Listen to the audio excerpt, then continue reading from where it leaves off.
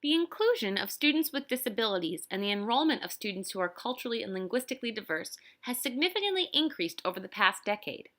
To ensure that each student in the classroom feels he or she belongs, there are strategies that teachers must implement. Together, school administrators, school guidance counselors, general educators, special educators, and paraprofessionals must work to ensure the successful implementation of these strategies.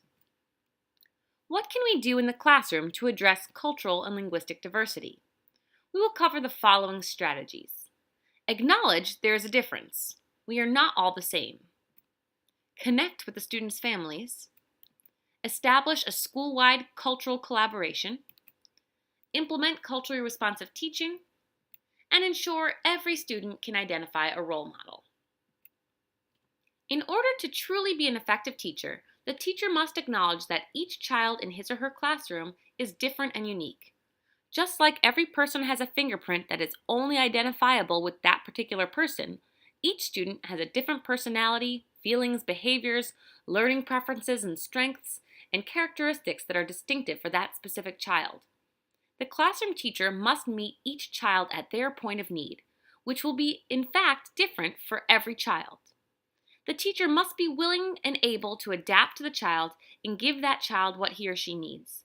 Some professionals may call this way of thinking unfair, but in all reality, the very definition of fairness is that every person gets what he or she needs, not necessarily the same thing or the same amount.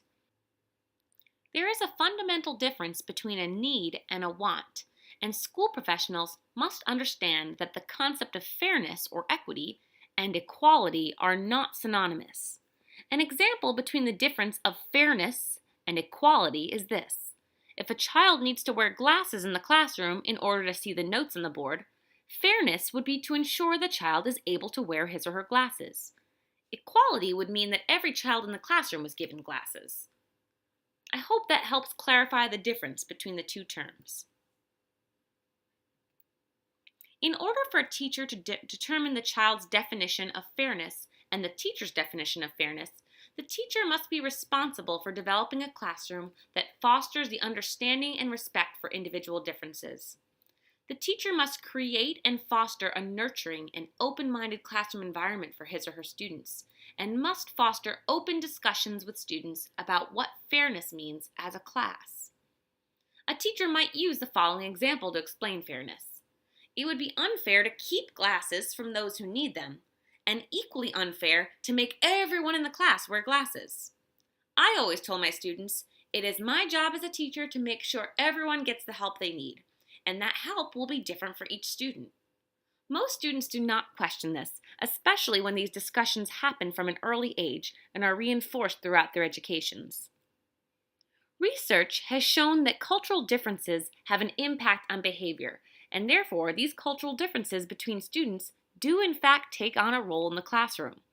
Educators must acknowledge cultural differences in their classrooms, or otherwise the classroom becomes a place of isolation for the students, communities, and home life. As diversity increases within our nation's schools, it is imperative that teachers become more knowledgeable about the assumptions, characteristics, and norms of a range of cultures, while also understanding that within each culture and even each family unit, there is individuality. In order to effectively educate a child from a diverse background, the teacher must understand the culture of that particular student, but also know that the child's individual characteristics that may or may not align with the child's culture. This challenge becomes twofold when a child from a diverse background has a disability. Many teachers may turn to the internet for information about different cultures and disabilities. Without having a fundamental understanding of the child's cultural and ethnic background and how disability is perceived, the educator may not be able to effectively teach that student to his or her fullest potential. Research has shown that there is a strong correlation between families and school involvement. The more involved the families are with the school, the higher their children academically succeed. In order for teachers in schools to connect with students' families, they must not function based upon their own culture, because this in turn allows for students of different ethnic backgrounds to be viewed as the subordinate culture of the school. Family involvement must be viewed from an ecological perspective, taking in all aspects of a family's relationship to the school environment: roles, relationships, activities, and beliefs. Many families from diverse backgrounds are left feeling unsure of how to actively participate in their child's education. Educators must think outside the box when it comes to family involvement. Teachers must learn what language is spoken at home and ensure that all communication is translated into the family's home language. Also, it's very helpful when schools must make an effort to seek out parents by traditional means of communication, like flyers, announcements on the school's marquee, and by non traditional means of communication, perhaps radio, television, flyers at community churches, or local food stops. Educators must be willing to connect with families outside of the typical school day. This may mean making home visits for families who have difficulty with transportation or childcare issues, talking to parents over the phone during unconventional hours to accommodate the parent's work schedule, and possibly setting up parent-teacher conferences at a community-based site. Additionally, if the family has a child with a disability, it may be difficult for the family to participate in school activities because of childcare. Many families do not have a babysitter or family member to watch their child, or even the funds to be able to pay someone to watch their child so that they are able to attend an event. Other tips include schools establishing parent education classes for parents to obtain more knowledge and skills about specific topics related to their own needs, like information about specific disabilities, availability of government funding opportunities, prenatal care information, free or reduced aftercare opportunities, training on how to effectively tutor your child in reading or math, etc. Moreover, teachers should only send home homework assignments that reinforce a skill that a particular student has previously mastered.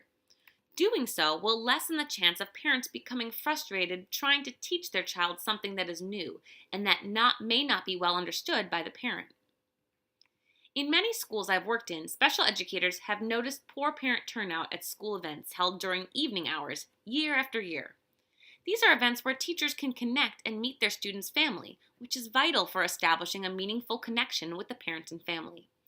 To increase parent involvement, flyers were sent home in various languages advertising a spaghetti dinner with dessert and to bring the entire family. Hours were extended from 5:30 to 9 p.m. to accommodate different schedules. These events have always been well attended, and teachers were able to meet the whole family of their students, which in turn better helped teachers understand each family's needs and priorities more effectively.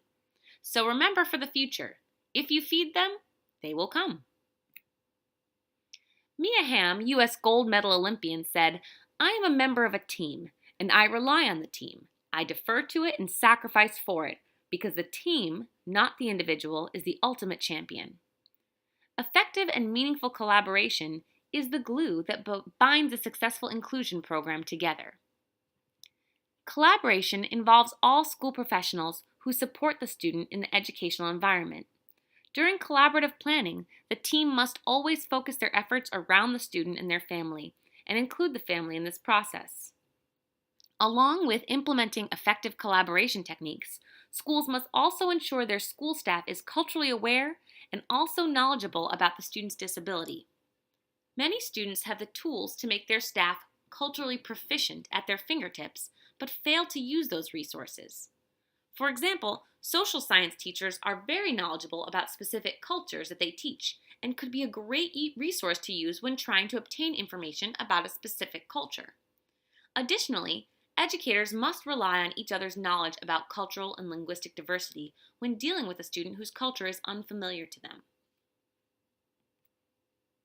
Many staff members, including janitors, culinary staff, parent liaisons, guidance counselors, paraprofessionals, and teachers, have cultural connections and resources, but do not openly share the information because the school's culture does not encourage the sharing and collaboration of different cultural attributes, characteristics, and norms. Schools must set up an environment where all types of collaboration are encouraged, especially cultural collaboration. Educators must ask themselves, what is culturally responsive teaching? To fully answer this question, educators themselves must become culturally receptive by making connections with their students as individuals while also understanding the cultural contexts that influence their interactions. It means that teachers make standards based content and curricula accessible to students and teach in a way that students can understand. To do this, teachers must incorporate relatable aspects of students' daily lives into the curriculum. Such familiar aspects include language, which may include jargon or slang, prior knowledge, and extracurricular interests such as music and sports. Once students feel comfortable with how a teacher talks and discusses academic material, they will feel comfortable enough to focus and try to learn the content. Once you've established and built trust with the student, there is no limit of where you can go. Research has proven that students of low socioeconomic backgrounds, students of culturally and linguistically diverse backgrounds, and students who have learning or emotional disabilities have significant higher school dropout rates than those students who are not affected by one or more of the above factors. Positive student-teacher relationships were found to be an important factor in keeping students in school longer. Identifying a person to be a check and connect is another way to build relationships. Mentoring is another way students can build a relationship and identify a role model. There has been significant growth in the last several decades in including students with disabilities into the general education classroom, and in the number of students from different cultural and linguistic backgrounds entering the general education classroom. It is imperative for educators to be aware of effective and successful research-based strategies to reach each and every learner in their classroom, because each learner is unique in his or her own way, and it is this uniqueness that can make the classroom a potentially wonderful learning experience for both the teacher and the students.